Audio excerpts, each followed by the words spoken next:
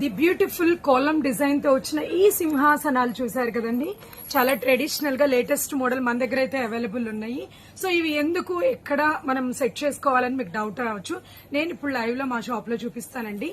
ఇవి ఇంటి గుమ్మానికి కుడి పక్కన ఎడం పక్కన అయితే సెట్ చేసుకుంటారండి. ఎందుకంటే దీనికి వెనక స్క్రూ కూడా ఇచ్చారండి మేకుకి సెట్ చేసుకునేలాగా. కింద బెల్ కూడా ఉంటుంది. నేను మా షాప్ లో అయితే ఒక కర్టన్ సెట్ చేశానండి మీకు చూపించడానికి.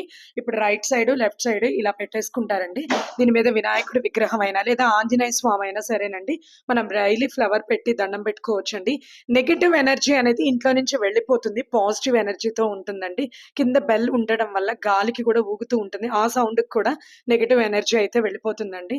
చాలా అందంగా ఉందండి. ఇంకా దేవుణ్ణి పెట్టాక మరింత అందం అయితే వచ్చేస్తుంది. సో ఇలాంటి వెరైటీస్ కావాలంటే సూర్యాపేటలో ఉన్న మన A to Z ని విజిట్ చేయండి. ఇది ఇంకొక మోడల్ అండి. ఇది కూడా వాల్ కి సెట్ చేసుకోవచ్చు. మనం పూజా మందిరంలో గౌరమ్మనైనా అమ్మవారినైనా దీని మీద పీఠం మీద ఉంచి పూజ చేసుకోవచ్చు. ఇంకా చాలా చాలా మోడల్స్ ఉన్నాయండి. ఫాలో అవ్వండి, లైక్ చేయండి మరిన్ని అప్డేట్స్ కోసం. Thank you.